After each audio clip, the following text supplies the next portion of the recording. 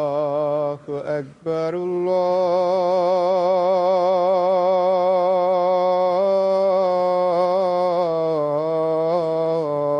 الله أكبر الله أكبر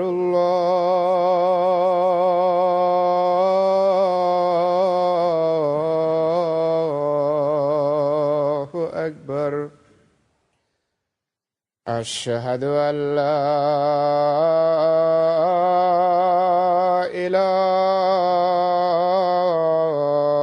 إله إلا الله أشهد أن لا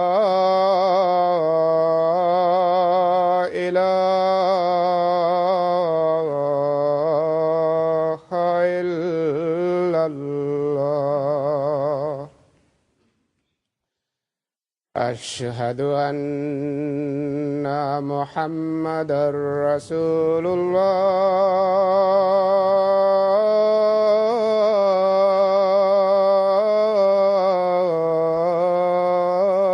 الله أشهد أن محمدًا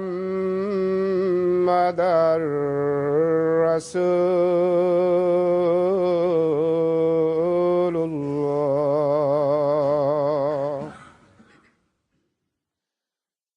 حي على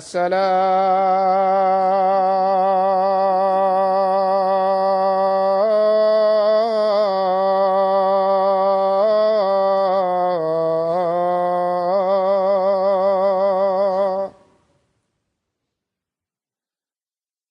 حي على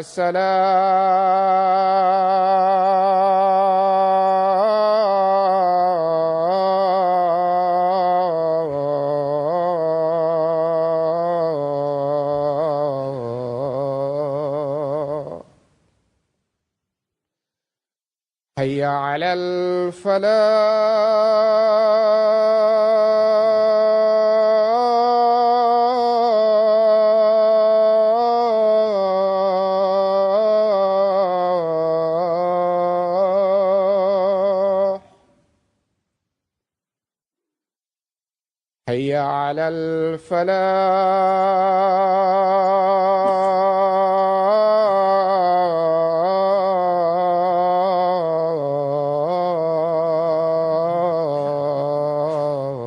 الفلاح الله أكبر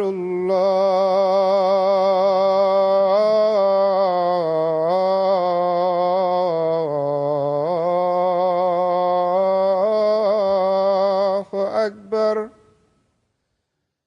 لا إله إلا الله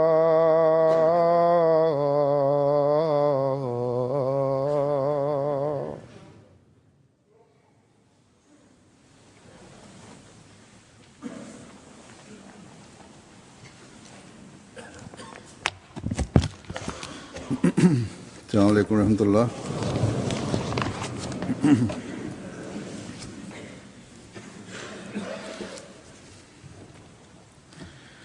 أشهد أن لا إله إلا الله وحده لا شريك له وأشهد أن محمدًا عبده ورسوله أما بعد فأعوذ بالله من الشيطان الرجيم بسم الله الرحمن الرحيم الحمد لله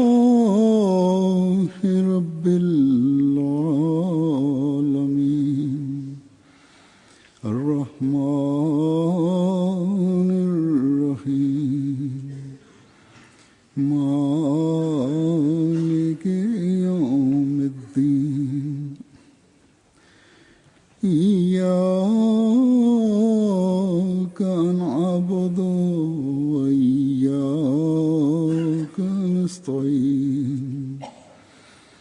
اهدنا الصراط المستقيم صراط الذين أنعمت عليهم غير المغضوب عليهم ولا الضالين قل تعالوا واتل ما حرم ربكم عليكم ألا تشركوا به شيئا وبالوالدين إحسانا ألا تشركوا به شيئا وبالوالدين إحسانا ولا تقتلوا أولادكم من إملاق نحن نرزقكم وإياهم ولا تقربوا الفواحش ما ظهر منها وما بطن ولا تقتلوا النفس التي حرم الله إلا بالحق ذلكم وصاكم به لعلكم تعقلون ولا تقربوا مال اليتيم إلا بالتي هي أحسن حتى يبلغ أشده وأوفوا الكيل والميزان بالقسط لا نكلف نفسا إلا وسعها وإذا قلتم فعدلوا ولو كان ذا قربى وبعهد الله أوفوا ذلكم وصاكم به لعلكم تذكرون وأن هذا صراطي مستقيما فاتبعوه ولا تتبعوا السبل فتفرق بكم عن سبيله ذلكم وصاكم به لعلكم تتقون ये सूरत अनआम की आयात हैं 152 से 154 तक तर्जुमा عزیز د کال 2014 د جولای د میاشتې په 28مه نیټه د بیت الفتوح لندن نه ارشاد فرمایلی وه دلته به د هغې خطبې پښتو ترجمه د احبابو په خدمت کې وړاندې کوو 50 نه واخله تر 154 آیت پورې ترجمه د دې دا ده ته ووایه چې راشئ چې زه تاسو ته ولولم چې ستاسو رب په تاسو څه حرام کړي دي یعنې دا چې هېڅ څیز هم د هغه شریکونه ګرځوئ او لازم کړي دي چې د مور پلار سره د نیکۍ سلوک وکړئ او د رزق د تنګۍ د ویرې نه خپل اولاد مه وژنئ او موږ تاسو له هم رزق ورکوو او هغوی له هم او بېحیایۍ کې او بېحیایۍ که ښکاره دي او که پټې دواړو نه ځان ساتئ او بغیر د حق نه یو داسې تن هم ونه وژنئ چې خدای پاک یې حرمت فرمایلی دی همدا خبرې دي چې هغه تاسو سخت تاکید کوي چې تاسو د عقل له کار واخلئ او سوای د داسې طریقې نه چې ډېره ښه ده د یتیمانو مال ته تر هغه وخته مه جوختېږئ تر څو چې هغوی د بلوغت عمر ته ونه رسي او د میچ او د تللو کار ښه په انصاف پوره کوئ مونږ په یو تن هم د هغه د استطاعت نه زیاته ذمهواري نه اچوو کله چې هم څه خبره کوئ نو د انصاف نه کار اخلئ که خبره ستاسو د ډېر جوخت خپلوان باره کې هم وي. خدای پاک سره چې موږ کوم لوزونه کړي دي هغه سرته ورسوي. دا هغه امر دی چې د کم هغه تاسو سخت تاکید کوي چې تاسو ته نصیحت واخلئ कि रमज़ान के महीने में او دا تاکید هم کوي چې هم دا زمانه غلاره ده نو د دې پیروي وکړي او په مختلفو لارو مزئ ګینه هغه هم د هغه لارې نه لري کی. लेकिन इस ताल्लुक का फ़ायदा دا خبره چې د کومه تاکیدی نصیحت هغه تاسو ته کوي چې تاسو تقوا خپل کوي. महीने में په تیره خطبه کې د دې خبرې ذکر شوی و چې د روزې په میاشت کې د قرآن شریف نزول شروع شوی و. को अपनी ज़िंदगियों په دې لحاظ د قرآن شریف او د روزې د میاشت یو خاص تعلق دی. वरना जिस मकसद के लिए خو د دې تعلق فائدہ به ملوي वो मकसद पूरा नहीं چې د روزې په میاشت کې हज़रत मसीह मौद अलैहिस्सलाम د قرآن شریف تلاوت سره سره مونږه د هغې په احکاماتو باندې هم غور وکړو वैश्याना او دا د خپل ژوند یوه برخه جوړولو کوشش وکړو. इंसानी आदाब से ګینې मुहज़्ज़ब इंसान کم مقصد لپاره چې قرآن شریف نازل شوی و दूध और अहकाम के साथ هغه مقصد نه پوره کیږي. हो और फिर बाखुदा इंसान حضرت مسیح موعود علیه السلام د باره کې یو ځای کې فرمایي د قرآن مقصد دا و रखना चाहिए چې خلق د وحشیانه حالت نه انسانان جوړ کړي. انساني की हिदायत آدابونه चुनाचे مهذب انسان جوړ کړی شي چې د شرعي حدودو इशारा है او احکاماتو سره دا مرحله تیر شي او بیا با خدا انسانان جوړول.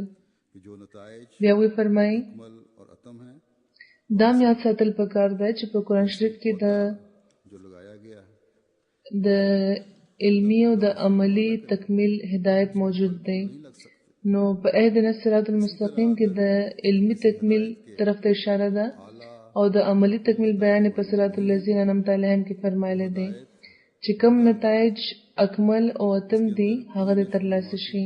कुव्वत और ताकत لکه څنګه چې یو بوټی چې وکرلی شي कुरान शरीफ एक نو تر څو چې هغه پوره وده ونه کړي نو ګل یا میوه نشي کولی. همدغه رنګ که د یو هدایت اعلی او اکمل نتایج موجود نه دي ताल्लुक पैदा होने نو هغه مړ हदायत دی के उसके अमाल सालिया जो कुरानी हिदायत چې پکې د ودې هیڅ طاقت او قوت نشته. वो एक शजर तैयब की मिसाल فرمایي چې قرآن شریف یو داسې هدایت دی چې په هغې باندې عمل کوونکې د اعلی درجې کمالات ترلاسه کړي और जायका उन او خدای پاک سره د هغه یو رښتونی تعلق پیدا کېدل شروع شي ان تر دې چې د هغه صالح اعمال چې د قرآني هدایاتو سره په موافقت کړی شوي وي هغه د तो अमली तौर पर لکه څنګه چې په قرآن کې د یوې پاکې ونې مثال ورکړی شوی دی نو د هغه په شان وده کوي او ګلونه او میوې پکې کېږي د یو خاص قسم خوند फरमाया او خوږوالی په هغوی کې پیدا شي. نو قرآن شریف د هغې د حق په شان कुरानी तालीम को अपने ऊपर लागू किया چې ولوستې شو بیا د انسان پام هم دې طرف ته وي چې د هغې په احکاماتو د عمل وشي इंसान نو په عملي طور هم په انسان کې یو نمایانه تبدیلی پیدا شي. जिसका खुदा ताला से اعلی اخلاقی اقدار په انسان کې پیدا شي. فرمایي چې داسې تن چې په ځان یې د قرآني تعلیم اطلاق کړی وي هغه د وحشیانه حالت نه راوځي अल्लाह ताला फरमाता او یو مهذبه او باخدا انسان جوړ شي. है समा कि उसकी जड़ें او باخدا انسان هغه وي چې خدای پاک سره یو داسې خاص او رښتونی تعلق پیدا شوی وي چې خدای پاک یې مثال په قرآن شریف کې شجره طیبه بیان فرمایلی دی. خدای پاک فرمایي इस जगह چې اصلها ثابت و فروها فی السما वो ईमान چې جړې ښه مضبوطې قایمې وي او خاخونه د اسمان بلندۍ ته رسېدلې وي. वो आपाशी के बजाय हैं यानी आपाशी की जगह है د دې وضاحت یو ځای کې حضرت مسیح موعود علیه السلام داسې فرمایلی دی. فرمایي शरीफ में किसान की چې कुरान शरीफ में किसान دې ځای کې خدای پاک څرګنده کړې ده چې ایمان لکه د تخم او د ونې په شان وي او عمل چې کوم دی هغه دې لپاره لکه د اوبو په مثال وي. वहाँ आपाशी है یعنی عمل لکه د هغه اوبو وي چې کوم फरमाया पस याद रख د بوټي له ورکړی کېږي. ईमान बगैर अमाल के ऐसा है په قرآن شریف کې د زمیندار مثال راغلی دی چې لکه څنګه چې هغه په ځمکه کې تخم کري هماغه شان د ایمان هم تخم ریزي وي. फरमाया जो दरख्त الته تخم له اوبه ورکړی کېږي او د पाशी की तरफ तवज्जो न करे ایمان تخم رضا لپاره عمل پکارېږي. نو فرمایي چې یاد لري چې بغیر د اعمالو نه ایمان داسې وي لکه چې د اوبو د انتظام نه بغیر یو چمن.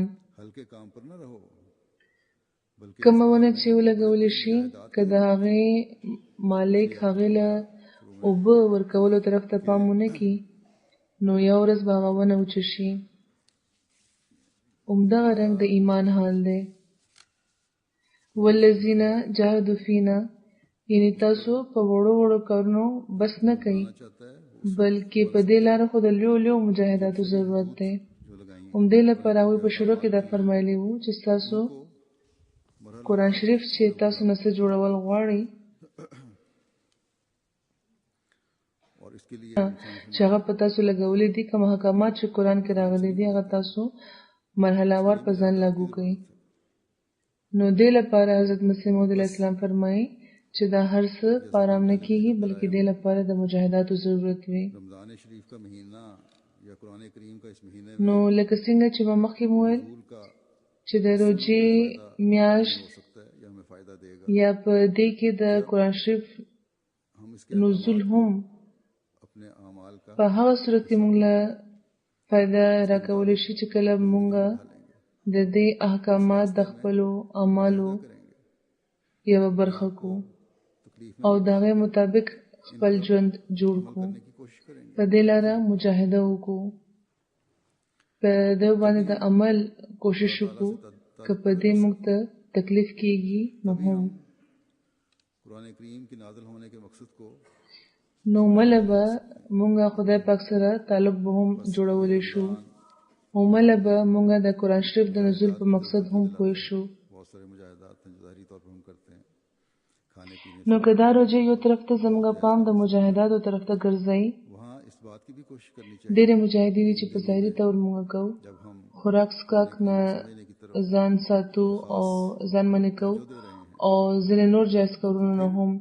نو بل طرف ته د دې خبرې هم کوشش پکار دی چې په دې ورځو کې موږ په قرآن باندې د ځان پوهولو طرف ته सरसब शाखें बन که یو خاص پام لرو نو بیا پکار دا ده چې د هغې احکامات هم د خپل عملي ژوند یوه برخه کړو چې دې نه जिनकी दुआएं هغه زرغون ښاخونه جوړ شي چې تعلق اسمان سره لري چې د چا تعلق خدای سره وي जड़ें मजबूत करें چې دعاګانې خدای اوري माल को वो सरसब शाखें बनाएं जो आसमान तक पहुंचती हैं د خپل د ایمان جرړې हमारी दुआएं भी مضبوطې کوي خپل اعمال هغه زرغون ښاخونه کوي چې تر اسمانه رسي जो मैंने तिलावत की हैं چې زموږ دعاګانې دې د خدای پاک په جناب کې همیشه قبولیت مومي.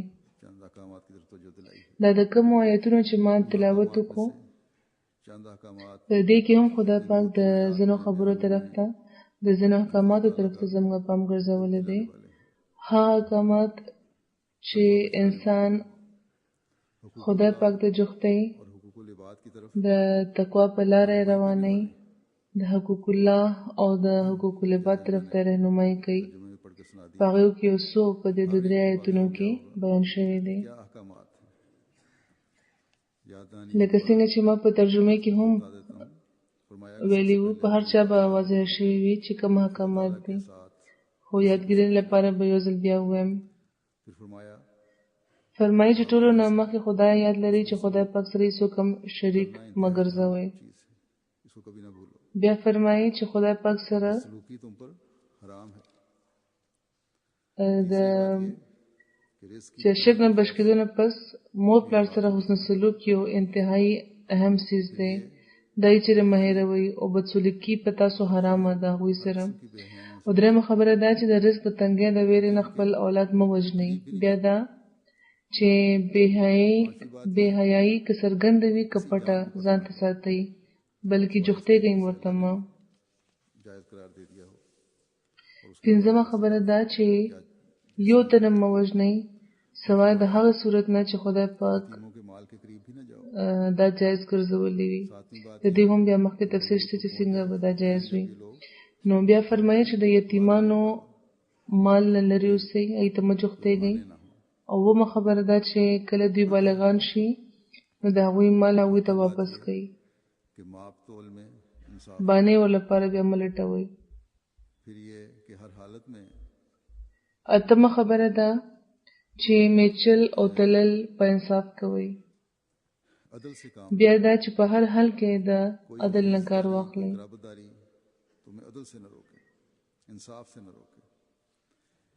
10वीं बात ये कि अपने अहदों को په کار نه ده چې د چا خپلولي دی تاسو د عدل نه منې کی.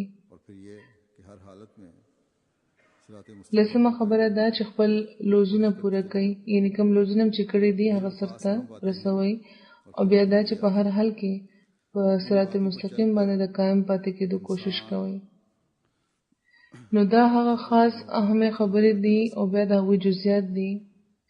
په دې خبرو کې انسان عمل وکړي نو د تقوا په لار روان بلل کېدی شي. खुदा ताला ने जिस बात की तवज्जो दिलाई है هغه تن بلل کېدی شي چې د خدای پاک د قرب د ترلاسه کولو کوشش کوي.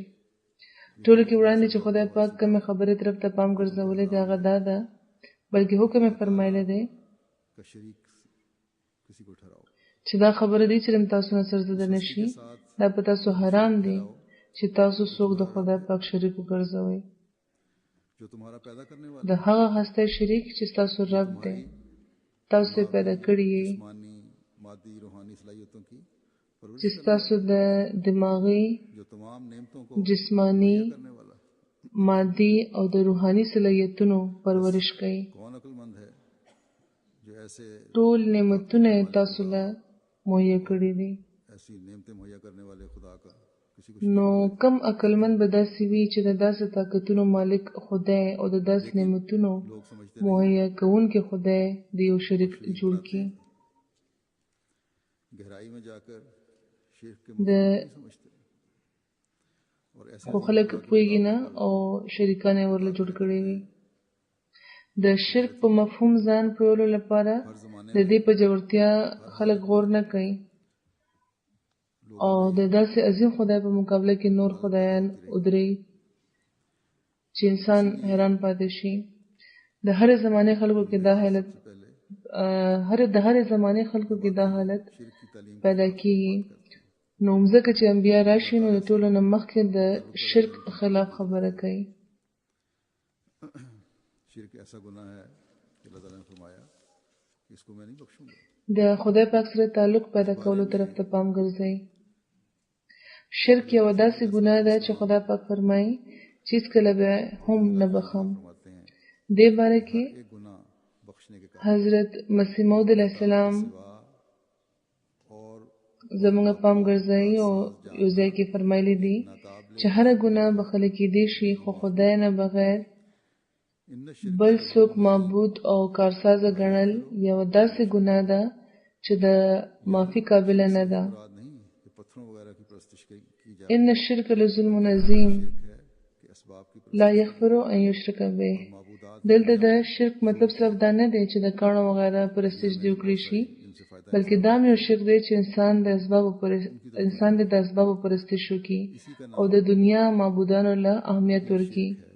یعنی دنیا کې چې کوم ډېر څیزونه دي چې انسان ته فایده اخلي دا هغوی طرف ته توجه شي. हुक्के की सी है, هم د دې نوم شرک دی. तकलीफ नहीं होती और मुश्किल बात नजर नहीं आती. د معاصي یعنی د ګناهونو د عامو ګناهونو مثال خو د هغه چیلم په شان دی چې په پرېښودو انسان ته هېڅ تکلیف نه کېږي او پرېښودل یې څه ګرانه خبره نه ښکاري. خو د شرک مثال لکه د افیم وي چې څوک په یو ځل واوړي نو بیا پرېښودل ور لپاره ډېر ګران شي. गहराई में जाके बताया आपने بیا یو بل ځای کې حضرت مسیح موعود علیه السلام زموږ پام دې طرف ته ګرځوي او نور جوور مفهوم د دې بیان فرمایي पूजा भी करते हैं बाज़ लोग. چې شرک د درې قسمه دی. یو خدا چې کم په عام طور د بوتانو یا د ونو پرستش کیږي، ځینې خلک د ونو عبادت هم کوي. भरोसा किया जाए कि फलां काम ना होता دا د ټولو نه عام او د شرک یو غټ قسم نه ده. د دویم قسم شرک دا دی چې په اسبابو باندې د انسان د حد نه زیات शय समझा जाए. په اسبابو باندې د انسان د حد نه زیاته ډډه وکړي، لکه دا چې که فلانی کار نه وي شوی نو زه به مړ وی، دا هم شرک دی. دریم قسم د شرک دا دی چې د خدای پاک وجود مخې ته انسان د خپل وجود هم څه څیز وګڼي، یعنی دا چې زه هم څه کولی شم. او ځکه خدای پاک فرمایي چې تاسو هېڅ نشئ کولی. هر مومن ته پکار ده چې هر کار نه مخکې دی انشاءالله ضرور وایي. نو فرمایي چې د شرک د غټ قسم کې خود نن سبا د رڼایي او د عقل زمانه کې څو کم گرفتار نه دي، یعنی د ونه پرستش شاید ځنه داسې چې کم د وړومبي قسم شرک دی. خو د مادي طریقې په دې زمانه کې شرک فی الاسباب ډېر زیات شوی دی. په اسبابو انحصار، په څیزونو انحصار، په خلکو انحصار دا ډېر زیات شوی دی. دولت پر اور سامان پر انحصار ہے. په اسبابو کې لکه څنګه چې ما وویل په خلکو باندې انحصار هم شامل دی، په دولت او په سامان انحصار هم. چېرته چې کار کوي نو هلته په مالکانو باندې انحصار وي. ځینې خلک د خپلو افسرانو خوشامدي کوي چې دا حل شي چې په اسبابو یا د چا په ذات د ضرورت نه زیات انحصار وکړی شي. نو بیا انسان هغه مقصد هیر کی چې کوم د هغه د پیدایش مقصد دی. حضرت مسیح موعود علیه السلام فرمایي چې انتهایی درجه پورې کې د چا وجود ضروری وګڼل شي نو هغه معبود شي. چې څوک د یو تن باره کې دا ګڼي چې د ده نه بغیر زما ډوګزاره نه کیږي نو هغه تن د خدای مقابلې ته راوستل شوی وي. بیا هغه داسې څیز چې عبادت کیږي هغه سره تعلق هم د هغه عبادت وي. خو د عبادت لایق ذات خو صرف د خدای پاک دی. خدای پاک فرمایي چې وما خلقت الجن والانس الا لیعبدون، یعنی د جناتو یعنی د پیریانو د انسانانو د پیدایش غرض عبادت دی. او عبادت څه دی؟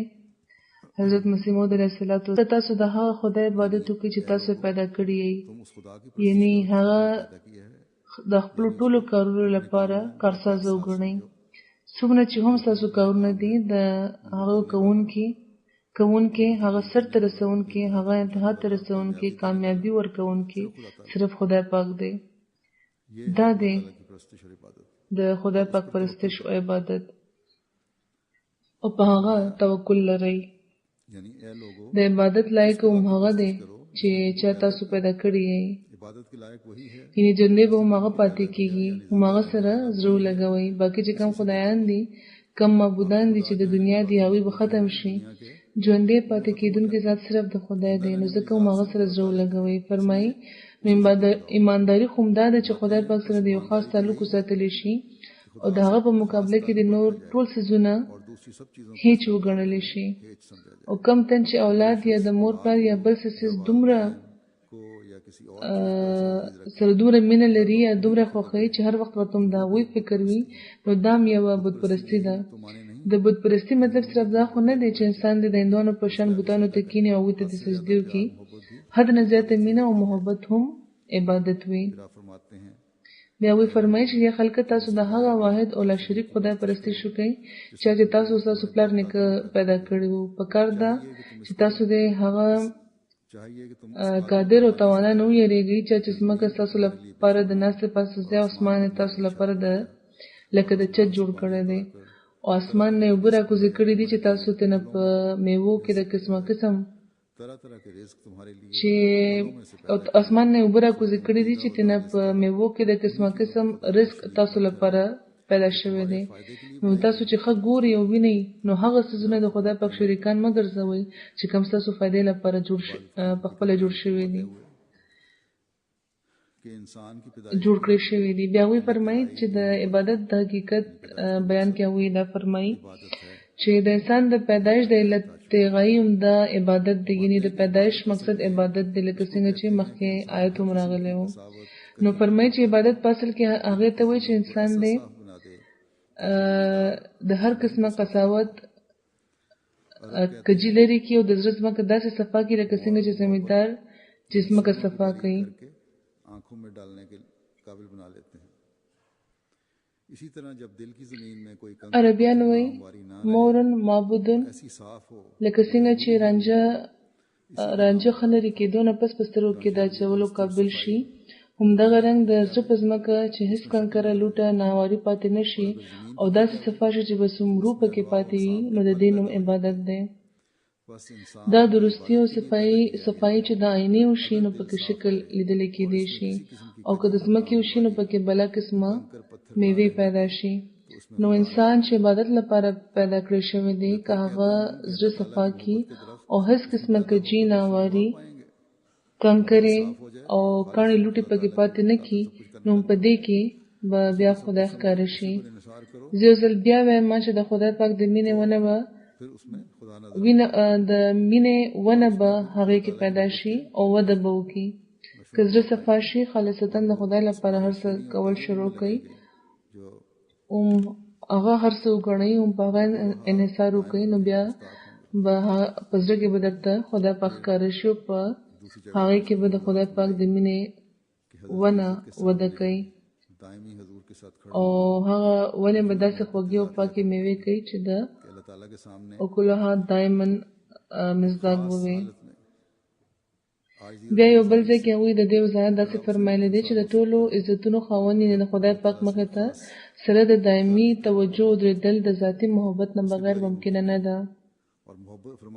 د خدای پاک مخې ته انسان یو خاص حالت کې سره د عاجزۍ او انکسارۍ هماغه وخت ودرېدی شي چې خدای پاک سره یو خاص ذاتي تعلق او مینه وي. دې نه بغیر دا ممکنه نه ده.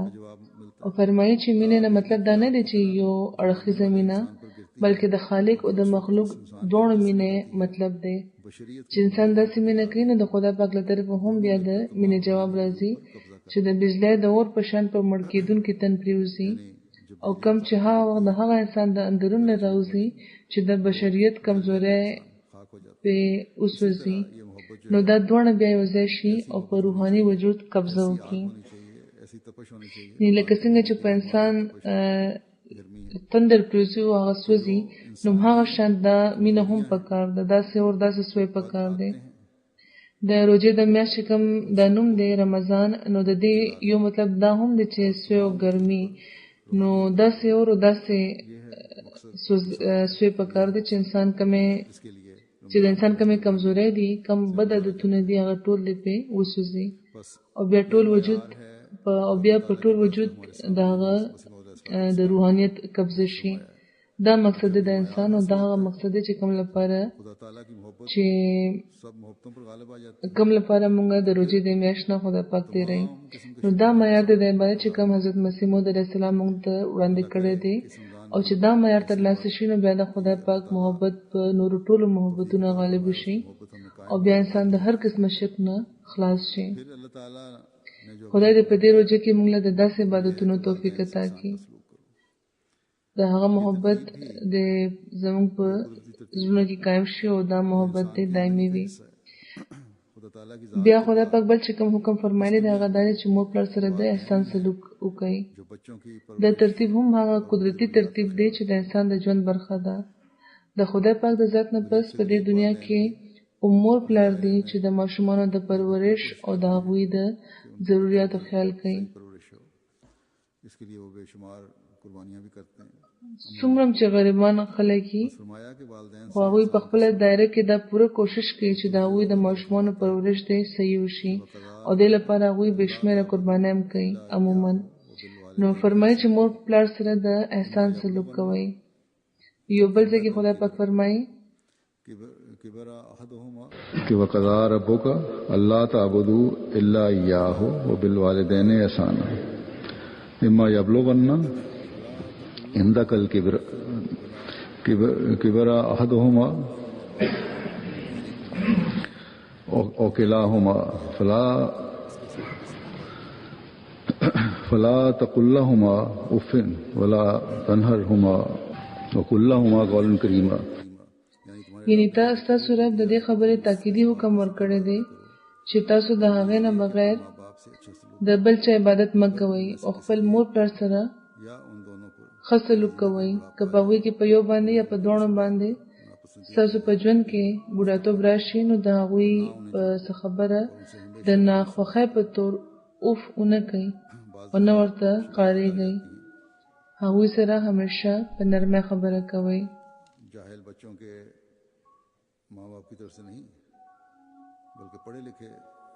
ځینې وخت شکایتونه راشي د جاهلانو ماشومانو د مور پلار له طرفه نه بلکې د ښه تعلیم یافته ماشومانو د مور پلار له طرفه چې ماشومان هم نافرمانه دي. صرف دا نه چې حق نه پوره کوي بلکې ظلم کوي.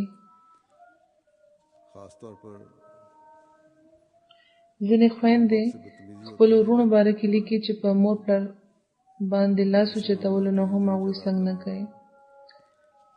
वालिदैन की जिंदगी په خاص طور د جایداد په معاملو کې د बच्चों को مور پلار سره जब जायदाद دوی بدتمیزي کوي. माँ बाप की उस वक्त ये बदतमीजियां भी शुरू होती हैं और जब वालिदैन अपने बच्चों د مور پلار په ژوند کې چې د هغوی तो फिर د جایداد طرف ته د ماشومانو پام شي वही वालिदैन نو هغه وخت بیا د بدتمیزي شروع کیږي او مور پلار چې ماشومان له جایدادونه ورکي نو بیا هغوی سره نورم سختۍ شروع شي او بیا هم هغه مور پلار چې د جایداد مالکان وو نو ماشومانو کې جایداد ویشلو نه پس यहाँ भी او د دې مثالونه زموږ جومات کې شته आज़ादी के چې داسې مور پلار بیا در په در وي. कदम रख रहे हैं वो बदतमीजी में बढ़ते चले जाते हैं.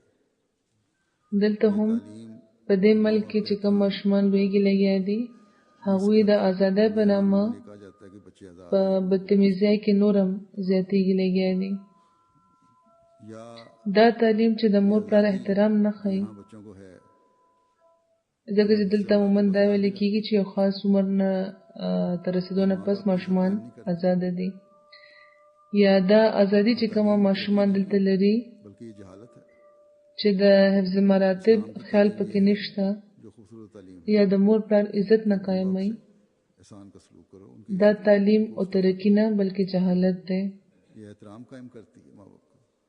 د اسلام تعلیم چې خاصه تعلیم دی هغه دا دی एहसान से چې مور پلار سره د احسان سلوک کوئ د هغوی عزت کوئ هغوی ته عفو مه کوئ करो जो बेहतरीन हो. دا د مور پلار احترام قایموي د مور پلار د احسانانو वसल्लम ने फरमाया د احسانونو بدل په احسان کې د ورکولو تعلیم ورکوي او د احسان مطلب دا دی چې داسې عمل وکړي چې بهترین وي. ताला ने ګینه نو رسول الله صلی الله علیه و آله وسلم خو فرمایلی دی چې د مور پلار د احسانونو بدل د هغوی د احساناتو بدل خو تاسو اډو کوزول نه شئ. कि ऐ मेरे रब نو د دې احسان بدل لپاره خدای پاک ماشومان له څومره ښه تعلیم ورکړی دی چې ورته فرمایلی دی چې مور پلار ته دا دعا کوئ چې رب ارحمهما کما ربیاني صغیرا बस ये आला چې زما ربه په دوی رحم وکړه لکه څنګه چې زما په وړوکوالي کې دوی په ما رحم کړی و बारे में सिखा او لکه څنګه په رحم چې دوی او څنګه په رحم چې دوی زما پرورش کړی و. यार है जो एक मुसलमान نو دا هغه اعلی اخلاق دي چې کوم اسلام یو مسلمان ته خپل مور پلار سره حسن سلوک باره کې ښیلی دی. دا هغه اعلی معیار دی چې پکار د یو مسلمان د خپل مور پلار لپاره لري. के लिए दुआ हो सकती है. यानी एक तो जिंदगी में دا دعا صرف په ژوند نه بلکې د مور پلار مرګ نه پس هم د هغوی د درجاتو हमारी तरफ से कमी بلندۍ لپاره کېدی شي. उस कमी को इस दुआ के जरिए से अल्लाह ताला یعنې یو خو په ژوند دا دعا چې में रखे. که څه کمی زموږ له طرفه پاتې شوې ده रहम का सिलसिला هغه کمی د دې دعا په ذریعه خدای پاک پوره کړي او خپل خاص رحم کې دې وساتي. हज़रत خو بله دا چې د دې رحم سلسله د بیا په بل جهان کې هم جاری وي او خدای پاک د هغوی درجې مدام بلند ساتي. पहले यही फरमाया ना حضرت مسیح موعود علیه السلام فرمایي फिर अगला हुक्म कि वालिदैन से एहसान करो. خدای پاک دا غوښتي دي چې تاسو د بل چا بندګي ونه کوئ او مور پلار سره احسان وکړئ. مخکې इस हालत خدای پاک هم دا فرمایلی دي کنه چې صرف د خدای عبادت کوئ ورپسې بل حکم دا دی چې مور پلار سره احسان کوئ. نو فرمایي چې حقیقت کې دا یو داسې ربوبیت دی چې انسان ماشوم وي او هیڅ قسم طاقت نه لري نو په دې حالت کې مور څومره خدمتونه کوي د ماشوم او پلار په هغو کارونو کې د مور څومره کفالت کوي. याद रखना चाहिए خدای پاک محض په خپل فضل د خپل ناتوانه مخلوق د خبرګیرۍ د دو مقامونه پیدا کړي دي او د خپل د محبت انوار نه یو سوری په هغوی ماچولی دی. और जब خو یاد ساتل پکار ده چې د مور پلار مینه عارضي ده او د خدای پاک مینه حقیقي. कोई बराबर दर्जे का हो دلته یو فرق بهر حال شته से मोहब्बत او تر څو چې په زړونو کې د خدای پاک له طرفه د دې القا نه وي نو یو انسان هم که ملګری وي یا بل سره برابره درجه لري یا څوک حاکم وي نو چا سره مینه اډو کولی نه شي. او دا د خدای پاک د ربوبیت د کمال یو راز دی چې مور پلار ماشومانو سره داسې مینه کوي چې د هغوی په تکفل کې هر قسمه غم फला तक ښه په وروڼ تندي زغمي. ان تر دې چې د هغوی ژوند لپاره ورته خپل مرګ هم قبول وي، یعنې د هغوی پرورش لپاره هر قسمه تکلیف هغوی برداشت کوي. अपने वालदैन को बेजारी بیا هغوی فرمایي چې فلا تقل لهما اف ولا تنهرهما وقل لهما قولا کریما، इस आयत के मुखातिब तो یعنې خپل सल्लल्लाहु अलैहि वसल्लम हैं, مور پلار ته د بیزاره کلمه مه وایي उम्मत की तरफ है, यानी او داسې خبرې هغوی سره مه کوئ چې د هغوی د مشره لحاظ پکې نه کېږي. د دې آیت مخاطب خو رسول الله صلی الله علیه وسلم دی، خو په اصل کې د کلام اشاره د هغوی د امت طرف ته ده، یعنی مخاطب شوی خو رسول الله صلی الله علیه وسلم دی، خو اصل کې خطاب امت ته دی، ځکه چې د هغوی مور او پلار خو د هغوی په وړوکوالي کې وفات شوی وو او په دې کې حکم और हर एक बोलचाल او په دې حکم کې یو راز دام دی तबे का लिहाज रख چې دې آیت نه یو کلمن په دې پویدې شي چې رسول الله صلی الله علیه وسلم مخاطب شوی دی او دا ورته فرمایلی شوی دی چې ته د خپل مور پلار عزت کوه او په هر خبره کې د هغوی د مشرۍ لحاظ کوه، نو بیا نورو ته څومره زیات د خپل مور پلار قدر او عزت پکار دی. की पूजा करते हैं. او همدې طرف ته دا بل آیت اشاره کوي چې وَقَضَىٰ رَبُّكَ أَلَّا تَعْبُدُوا إِلَّا إِيَّاهُ وَبِالْوَالِدَيْنِ إِحْسَانًا. یعنې ستا د رب دا خوښه ده چې ته صرف د هغه بندګي وکړې او مور پلار سره د احسان سلوک وکړې. په دې آیت کې بت پرستان چې د بوتانو عبادت کوي هغوی پوه کړی شوي دي چې بوتان هیڅ څیزم نه دي، هغوی په تاسو هیڅ احسان نه دی کړی، هغوی نه تاسو پیدا کړي یې او نه ستاسو په وړوکوالي کې هغوی ستاسو کفالت کړی دی. که خدای پاک دا جایزه ګڼله چې هغه سره د بل چا هم عبادت دی وکړی شي، نو هغه به دا حکم ورکړی وي چې تاسو د مور پلار عبادت کوئ، ځکه چې هغوی هم مجازاً د ربوبیت مقام لري او هر تن ان تر دې چې ځناوران هم خپل اولاد په وړوکوالي کې د ضایع کېدو نه بچ کوي، نو د خدای پاک د ربوبیت نه پس د هغوی هم یو ربوبیت دی او د هغوی د ربوبیت جوش هم د خدای پاک له طرفه دی. یعنې د پاللو چې کم جوش دی، د ماشومانو د خیال ساتلو چې کم جوش دی، ماشومانو سره چې کومه مینه او محبت دی، دا هم د هغوی په زړونو کې د خدای له طرفه ایښودل شوی ده. نو د هغه مقام دی د مور پلار چې همیشه خپل وړاندې ساتل پکار دی. یو حدیث کې راغلی دی چې رسول الله صلی الله علیه وسلم فرمایل چې خاوره دې شي هغه تن، خاوره دې شي هغه تن، د الفاظ هغوی 3 ځل فرمایلی وو، یعنی داسې تن بدقسمت او د مذمت قابل دی. अगला हुक्म जो है صحابه تپوس وکړو چې کم تن، نو هغوی وفرمایل چې هغه تن چا چې مور پلار په بوډاتوب اخته ولیدو بیا د هغوی د خدمت په ذریعه جنتونه ګټلو. कि रिस्क की तंगी की वजह से अपनी بیا چې دا بل کوم حکم دی په دې آیتونو کې هغې کې فرمایلی دي چې کہ وَلَا تَقْتُلُوا أَوْلَادَكُمْ مِنْ إِمْلَاقٍ. पहले औलाद یعنې د رزق د تنګۍ په وجه की खिदमत करना, خپل اولاد مه وژنئ. सलूक करना, उनकी किसी د دې هم ډېر مطلبونه دي. नहीं करना. دلته د قرآن شریف د احکاماتو یو بل ښایست هم واضح کیږي. कोई बात बुरी लगे مخکې اولاد ته یې وویل چې تاسو به د مور پلار خدمت کوئ، هغوی سره به د احسان سلوک کوئ، د هغوی په یوه خبره به هم اوف قدره نه کوئ. रहम और इताअत انسان اعتراض خو مه کولی شي چې څه خبره پې بده ولګي، خو فرمایي چې که د مور پلار څه خبره په تاسو بده مو لګي نو بیا به مور له جواب نه ورکوئ، بلکې د هغې په مقابله کې ستاسو له طرفه د رحم او د اطاعت اظهار پکار دی. ये वालिदैन पर फर्ज किया गया है. نو اوس بیا مور پلار ته دا حکم دی چې د خپل اولاد بهترین تربیت وکړي. ये रूहानी یو امر د هم په دې تربیت کې معنی نشي، غربت د هم په دې لاره کې حایل کېدل نه دی پکار. नाजायज बच نو دا به مور پلار فرض کړی شوي دي چې د خپل د بچو د تعلیم او د تربیت به داسې خیال ساتي چې هغوی په روحاني او اخلاقي لحاظ مړه نه شي، د هغوی د صحت نه بې پرواهۍ په ذریعه د هغوی د مرګ سبب جوړ نه شي، د ځینې ناجایزه بچتونو په ذریعه د هغوی صحتونه برباد نه کوي. बेहतरीन हिस्सा बनाना نو مور پلار له که د ربوبیت مقام ورکړی شوی دی، نو د ماشومانو د ضرورتونو خیال ساتل هم په هغوی فرض کړی شوی دی. په هغوی دام فرض شوي دي چې خپل ماشومان د معاشرې یوه بهترینه तो अपनी औलाद को कत्ल नहीं करता. برخه جوړه کړي، चंद सर फिरों ځکه چې که دا ونه کړی شي نو دا خبره د اولاد د قتل مترادفه ده. अपनी नफसानी ख्वाहिश کم تن چې عقل لري هغه په ظاهري طور خو اولاد نه وژني، سوای د یو څو لیونو نه چې خدای پاک یې هېر کړی دی او صرف د خپل نفس خواهشات لري. मिलकर او د دې مثالونه دلته موږ ګورو، ځکه د وخت په وخت اخبارونو کې راځي چې خپل ملګري سره یو ځای شو او ماشومان یې وجل، یا بیا په غریبو ملکونو کې अपने आप को چې जला लिया هلته داسې کېږي چې مور پلار سره د ماشومانو ځان وسوځي तो वो एक इंतहाई मायूसी د ځینو حالاتو نه چې تنګ شي. लेकिन نو دا خو د انتهایی مایوسۍ کیفیت وي او جنوني حالت وي، خو په عام طور داسې نه کېږي. لکه څنګه چې ما ویل چې د دې آیت مختلفه معنی دي، माने हैं د قتل مختلفه معنی دي. एक माने ये भी हैं یو مطلب یې دام دی अगर सही तरबियत چې که د خپل اولاد तवज्जो नहीं है तो भी उनका कत्ल करना صحیح تربیت مونه کو د هغوی تعلیم طرف ته پامونه لرلو अपने बच्चों पर نو دا هم د هغوی قتل دی. जिसकी वजह से बच्चे बिगड़ रहे होते हैं और ये शिकायत अब जमात में ही पाई जाती है. ځینې خلک د خپل د کاروبار د مصروفیت د لاسه ماشومانو له توجه نه ورکوي، هېر کړي وي او په دې وجه ماشومان خرابېږي.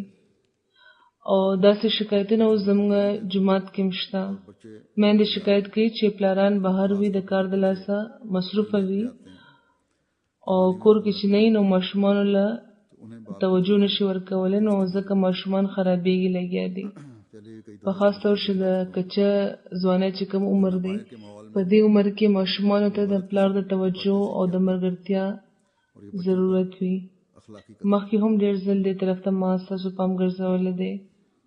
बाप बेशक 100 तावीलें पेश करें د कर रहे हैं بهر ماحول نه بیا هغوی ډېر غلط قسمه خبرې زده کړي او دا د ماشومانو اخلاقي قتل دی. बच्चों की तरबियत खराब پلاران که بېشکه سل تاویلونه وړاندې کړي چې او ماشومانو له کو جسم کو، तो फिर क्या पता خو د هغې ګټې څه فایده، د هغه دولت څه فایده چې د ماشومانو تربیت پې خرابېږي. बच्चे भी او که دا دولت ورته تاسو پرېږم دی نو څه خبرې چې دوی به دا سنبال هم کړی شي او که نه، دولت به هم ختم شي او ماشومان هم. हमारी जमात में भी कि माएँ भी काम بیا د دې یو صورت دام دی او په دې غربي ملکونو کې دا خورېږي لګیا دی. زموږ جومات کې هم रही होती हैं چې میندې هم کار لپاره وځي अमूमन او کورونو ته بیا پوره پام نه وي، नौकरियां कर रही हैं बच्चे स्कूल په سنه سبانه خوا دېخوا ګرځي، संभालने वाला कोई नहीं होता. عموما هم کار کوي، نوکرۍ کوي. ये होता है कि घर के خو ماشومان چې سکولونو نه راشي نو د هغوی سنبالولو لپاره څوک نه وي. बहुत सारी तादाद में जो अपने अखराजात के लिए ये कमाई कर रही होती है. د میندو باندې دام وي چې هغوی د کور خرچه چلولو لپاره ګټه کوي لګیا دي، خو ګڼ شمېر په دې کې داسې هم دی چې صرف خپلو اخراجاتو لپاره دا پیسه ګټي او چې کار نه ستړي ستومانه راشي نو بیا ماشومانو له توجه نشي ورکولی. बेशक نو داسې ځینې ماشومان د پاملرنې د معدومۍ او د इत्तलात मिलती रहती हैं د توجه نه کېدو په وجه د नकमेपन की वजह से मजबूर होते بهتره احساس کې مبتلا شي او داسې बस په ختمېږي بیا لګي. और ऐसे बापों بېشکه چې ځینې ښځې میندې داسې هم دي چې د چا په باره کې مونږ خبرېږو چې خاوندان یې بېکاره دي او دا कत्ल का मुझे دوی د خاوندانو د بېکارۍ د لاسه फिर खामन نوکرۍ ته مجبوروي. बीवियों का मुनासिब ख्याल नहीं रखते نو दاسې چې کوم خاوندانو پلاران دي هغوی ته د خدای پاک ویره پکار ده چې هغوی د خپلې بېکارۍ د لاسه د خپل अच्छी د اولاد दी है. قتل موجب نشي چرته. अमल के दौरान अगर بیا که خاوندان د خپلو ښځو سم خیال نه کوي نو دام قتل دی. तो औलाद भी कमजोर हो रही حضرت مسلم موعود رضی الله تعالی عنہ د دې یو ډېر ښه مثال ورکړی دی چې که د حمل دوران د ښځې د خوراک خیال نه ساتل کېږي او اولاد پې کمزوري है. ये भी मतलब है कि गुर्बत او اولاد پې هم بیا کمزوري کېږي نو دم د اولاد قتل دی. बच्चों की पैदाइश को सिर्फ माँ की सेहत की वजह से रोकना जायज़ है. بیا د जब बाज़ दफ़ा غربت बच्चे की हालत له ویرې نه خانداني منصوبه بندي کول یا د ماشومانو پیدایش ودرول هم د دې یو مطلب دی. क्योंकि माँ د ماشومانو پیدایش ودرول صرف د مور صحت لپاره جایز دی، یا ځینې وخت ډاکټران د ماشوم حالت په وجه دا مشوره ورکوي लेकिन او مجبوري چې ماشوم د ضایع کړی شي ځکه چې د مور صحت په داو لګېدلی وي نو ځکه هغه جایز دی، और उनको یعنی په هغه صورت کې ماشوم ضایع کول، फरमाया خو د غربت په وجه نه. काना खितन कबीरा خدای پاک فرمایي چې बड़ा जुर्म है. چې نحنو نرزقکم و ایاهم چې موږ تاسو لم رزق ورکوو او هغوی لم. मुसलमान जो हैं په بل ځای کې خدای پاک فرمایي چې ان قتلهم کان خطأ کبیره چې دا قتل یو ډېر لوی جرم دی. छोटे गुनाहों से भी बचते نو رښتونی مسلمانان چې کم دي हैं बस हमें چې کم پاخه مسلمانان دي खास तौर पर तो जो او اچره هم دا حرکتونه نه کوي. कि د کبیره ګناهونو خبره نه ده بلکې د وړو وړو ګناهونو نه هم هغوی ځان ساتي. तो जो दें उनको जो نو موږ له دې طرف ته خاص پام پکار دی अपने घरों में هاو خلکو ته ऐसे माहौल पैदा چې करें बच्चों की नेक तरबियत हो रही हो बच्चे मुआशरे का एक हिस्सा چې अच्छा हिस्सा बनकर د خپلو د ماشومانو تربیت طرف ته دی دوی خاص پام ولري هغوی له وخت ورکړي د هغوی تعلیم له توجه ورکړي جومات سره د هغوی تعلق جوړولو طرف ته توجه ورکړي خپلو کورونو کې داسې ماحول پیدا کړي چې د ماشومانو نیک تربیت د پې وشي. ماشومان د معاشرې یوه برخه یوه ښه برخه چې د ملک او د قام په ترقۍ کې کار وکړي कि ये बच्चों की तरबियत هغه ترې جوړه کړي او د هغوی د بهترینه پرورش او د تعلیم ذمهواری जिम्मेदारी डाल सकते हैं بهرحال په مور وي مور او په پلار وي. نو مور پلار ته د خپلو ترجیحاتو په ځای د ماشومانو تعلیم او تربیت طرف ته خاص پام کول پکار دی. پلاران دا نشي ویلی چې دا د ماشومانو यहाँ इन मुल्कों د تربیت چې کم کار دی دا صرف د सिंगल पेरेंट्स बच्चे काफी د ښځو کار دی او نه ښځې دا ذمهواري صرف د پلارانو په سر اچولی شي دا د دواړو کار دی او هم د هغو خلکو ماشومان سم لویږي چې په پرورش کې د مور او د پلار دواړو لاس وي دواړه پکې یو هم کردار لوبوي. دلته په دې ملکونو کې وګورئ نو د طلاقونو په وجه د بې موره یا د بې پلاره ماشومانو شمېر ښه زیات دی هغوی بربادېږي لګیا دي. کومو سکولونو کې چې هغوی سبق وي د هغو سکولونو انتظامیه هم د هغوی نه تنګوي پولیس هم ترې نه تنګ وي د هغو سکولونو چاپېره ماحول کې. په جرایم پیشه خلکو کې هم همداسې ماشومان شامل وي چې د شروع راسې خرابېږي لګیا وي. د مور پلار سمه توجه هغوی ته نه وي حاصله شوې. دلته په دې ضمن کې د قابل فکر خبرو هم زه کول غواړم چې زموږ خلکو کې هم د طلاقونو رجحان ډېر زیاتېږي لګیا دی نو ځکه ماشومان هم بربادېږي. ځینې وخت طلاقونه د واده په شروع کې وشي ځینې وخت ډېر کاله پس چې کله ماشومان شوي وي نو مور او پلار دواړو ته د خپلې انا او ترجیحاتو په ځای ماشومانو له د ماشومانو لپاره قرباني کول پکار ده. خدای پاک دې موږ ټولو له د قرآن په دې احکاماتو باندې عمل توفیق راکړي. الحمد لله نحمده ونستعينه ونستغفره ونؤمن به ونتوكل عليه ونعوذ بالله من شرور أنفسنا ومن سيئات أعمالنا من يهده الله فلا مضل له ومن يضلله فلا هادي له ونشهد أن لا إله إلا الله ونشهد أن محمدا عبده ورسوله. عباد الله رحمكم الله إن الله يأمر بالعدل والإحسان وإيتاء ذي القربى وينهى عن الفحشاء والمنكر والبغي يعظكم لعلكم تذكرون. اذكروا الله يذكركم وادعوه يستجب لكم ولذكر الله أكبر.